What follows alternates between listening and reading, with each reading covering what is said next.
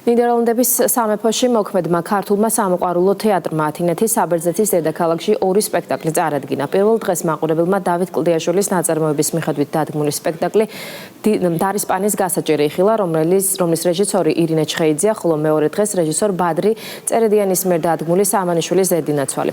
სპექტაკლებს საბერძნეთში საქართველოს საელჩოს წარმომადგენლები დაესწრნენ. სხვადასხვა დროს ორივე სპექტაკლს საერთაშორისო სამოყვარულო ფესტივალებზე გრან-პრი და მნიშვნელოვანი ჯილდოები აქვს მოპოვებული. სასიამოვნოა ემიგრანტებისთვის ემიგრანტებთან შეხვედრა.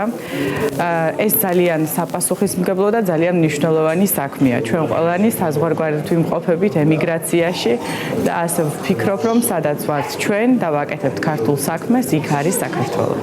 ძალიან თბილი მაყურებელი, დაგვხვდა ძალიან თბილი კოლექტივი, ადგილობრივი თეატრი და ჩვენ ძალიან ბედნიერები ვართ, ასე რომ მადლობა ყველაფერი ამისათვის იმ ხალხს, ვინც ეს აქამდე მიიყვანა. ძალიან ემოციურია ის რომ უყურებთ, რომ ქართველები ერთმანეთს ჩუქნით ამ ხელას სიხარულს. გაიზიარა აქაურმა ემიგრაციამ, იქაური ემიგრაციის ნაშრომი სპექტაკლი იყო შესანიშნავად თამაშობდნენ, კმაყოფილი ვარ და მადლობა იმ მაყურებელს, რომლებმაც დაესწრენ და გაიზიარენ ჩვენი სიხარული.